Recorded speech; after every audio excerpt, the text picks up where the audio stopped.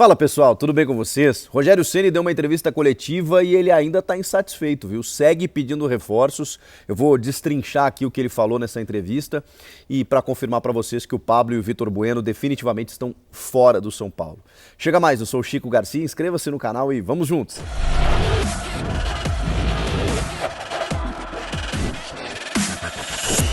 Bom, pessoal, vamos lá, vamos começar com as notícias de saídas, né, em relação ao Pablo e ao Vitor Bueno, algo que já se imaginava, né, pelas últimas informações, eles já estavam fora dos planos, porém, obviamente, jogadores com contrato você não consegue rescindir tão facilmente. O mais interessante para um clube é encontrar um outro clube que consiga pagar direitos econômicos ou pelo menos emprestar pagando salário, porque isso, obviamente, desonera a sua folha de pagamento, alivia as contas do clube e também, né, cria aquela insatisfação do jogador com a torcida, da torcida com o jogador, no elenco e tudo mais, o cara encontra novos ares. Em relação ao Pablo, o Júlio Casares confirmou que houve a rescisão realmente. O Pablo foi até, de certa forma, generoso, né, porque ele tinha um contrato para cumprir com mais 2 anos, até o fim de 2023, e ele abriu mão de receber todo esse valor, o que vai gerar uma economia de 14 milhões de reais para o tricolor paulista. Mesmo assim, ainda existiam débitos do clube com ele e disso ele não abriu mão, de forma correta, obviamente, né? O São Paulo conseguiu quitar de forma parcelada, entraram no acordo, né, num acerto, e mesmo assim o São Paulo, pela rescisão, o jogador fica livre no mercado, ainda detém 30% dos direitos econômicos do Pablo, numa futura venda, enfim, numa fatia aí que o São Paulo vai poder negociar mais para frente. O Pablo ficando livre, provavelmente agora acerta o seu retorno com o Atlético Paranaense, onde ele foi muito feliz, onde ele tem negócios em Curitiba, onde ele tem o carinho da torcida, onde ele saiu para se tornar a maior compra, a maior negociação da história do São Paulo Futebol Clube, 6 milhões de euros. Agora vai negociar o salário dele, né, para continuar jogando, desenvolvendo o seu futebol e quem sabe até recuperar aqueles bons momentos que ele viveu por lá. O outro jogador é o Vitor Bueno, que também tinha contrato até 2023. Nesse aspecto aí houve também débitos acertados, né? Ele também não vai receber esse valor até o final, o que o São Paulo calcula uma economia de 10 milhões de reais, ou seja, 24 milhões de reais. Com a saída desses dois jogadores, o São Paulo vai economizar. Foram jogadores caros, vocês vão lembrar, né? O Vitor Bueno estava emprestado, aí o São Paulo consegue adquirir os seus direitos e, da mesma forma, o Pablo, né, com um alto custo de compra, salários muito altos também, jogadores que...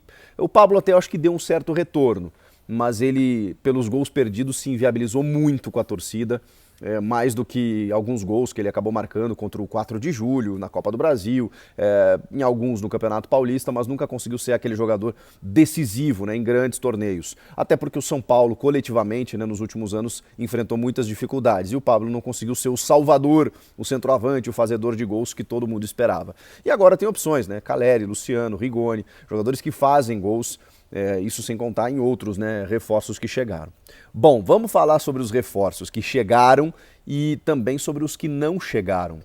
Porque me chamou muita atenção, o Rogério Ceni deu uma entrevista coletiva, a primeira da temporada, né, encerrando a pré-temporada, visando o começo do ano, do Campeonato Paulista e tudo mais, e analisando pela primeira vez os reforços contratados. Se tem uma ideia de que o São Paulo fez uma boa janela e realmente fez boas contratações.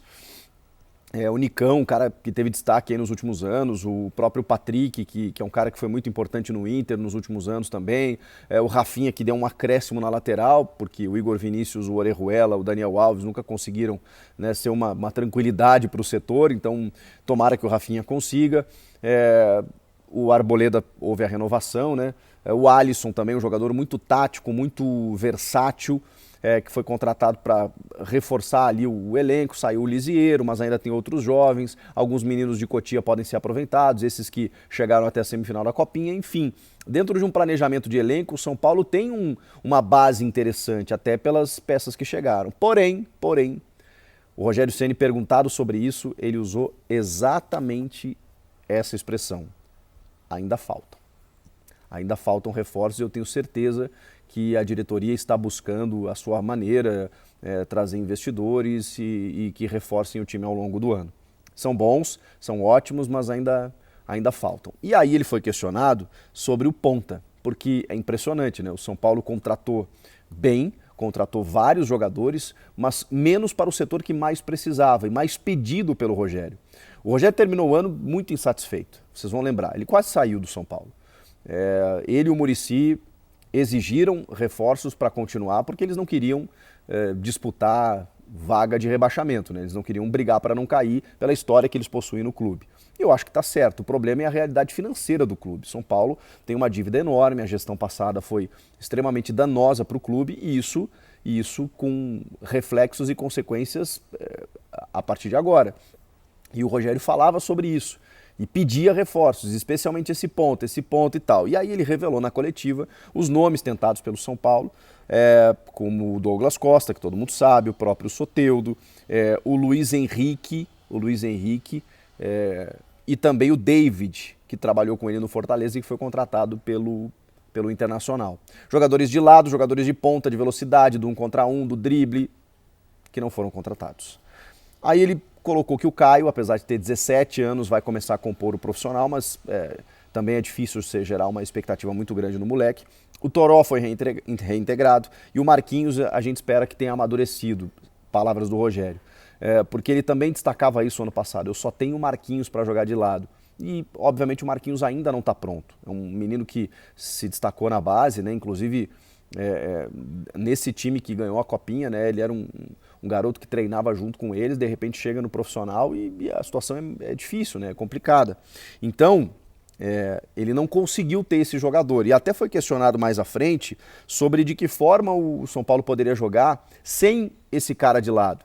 E aí ele de uma forma assim até, né, não digo desconfortável mesmo, né, mas contrariado, falou assim, olha, eu vou ter que dar meu jeito, em outras palavras.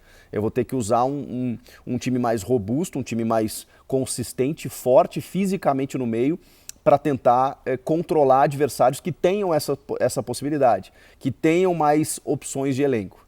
Então ele, cara, em todas as respostas praticamente ele bateu muito na ausência de jogadores que ele quis. Ele entende a situação do clube, mas os jogadores que ele pediu, os jogadores que ele indicou, especialmente por uma função específica, esses caras não vieram. Esse cara, né? Se a gente pudesse até colocar no singular, esse ponto era um que precisava. Mas negociações difíceis, né? Douglas Costa, que não quer jogar no Brasil, que custa muito dinheiro, Soteldo, que, enfim, houve uma negociação, um imbróglio lá, que a coisa não resolveu, estava tudo certo, os caras pediram mais dinheiro, o David, que foi uma compra feita pelo Inter, então o Inter, né, resolveu despender um dinheiro que o São Paulo não teria nesse momento, e aí o Rogério até citou isso, né? Nossos contratos são de jogadores livres no mercado que vêm apenas pelo salário, porque, infelizmente, né, temos uma situação complicada. Ele também falou muito sobre essa relação de expectativa e realidade, né? Porque como é que você diz para o torcedor que vai ser um ano difícil? Que vai ser um ano em que o São Paulo não vai disputar títulos? Não tem como. São Paulo é um dos maiores vencedores da história do futebol, né? Mas que nos últimos anos não consegue, né? Um gigante que anda adormecido.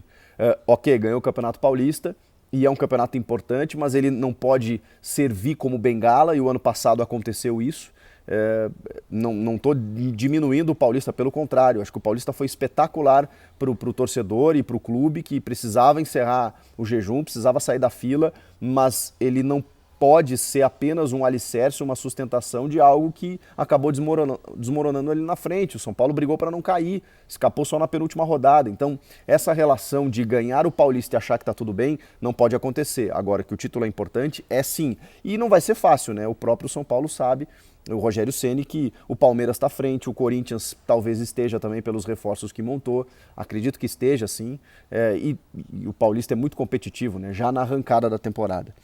Falou também sobre os jogadores calados, né, que ele reclamou muito no ano passado e disse que nós temos que melhorar nossa comunicação. E aí respondeu sobre o Pablo, né, voltando no início do vídeo, que o Pablo acabou rescindindo com o São Paulo, porque o Pablo ele acabou estendendo o seu contrato por conta da utilização do Pablo em campo em uma partida no ano passado. E aí, né, a pergunta foi se ele esperava recuperar o Pablo, né, porque ele acabou escalando ele, colocando em campo e aumentando, né, o contrato do jogador por um gatilho feito no contrato. Aí o Rogério veio com a melhor resposta da coletiva, né, dizendo, não sou eu que disparo o gatilho, quem dispara o gatilho é quem redige o contrato. E aí fez uma crítica pública à antiga gestão, que não só gastou muito pelo Pablo, como ainda colocou um gatilho que estendia o contrato dele por mais uma temporada quando ele completasse 40 jogos. E aí o Rogério falou algo que eu concordo. Ele falou, se ele tem 40 partidas para disparar o gatilho, os outros técnicos usaram ele 39 vezes, eu usei em uma, sou eu que disparo o gatilho? Não, quem dispara o gatilho é quem redige o contrato. Ou seja, e essas pessoas que redigiram o contrato do Pablo se responsabilizam pelo que acontece, por onerar ainda mais a folha do clube, por colocar condições que muitas vezes não estão né, disponíveis ou não estão na alçada dos clubes, a gente tem que mudar no futebol.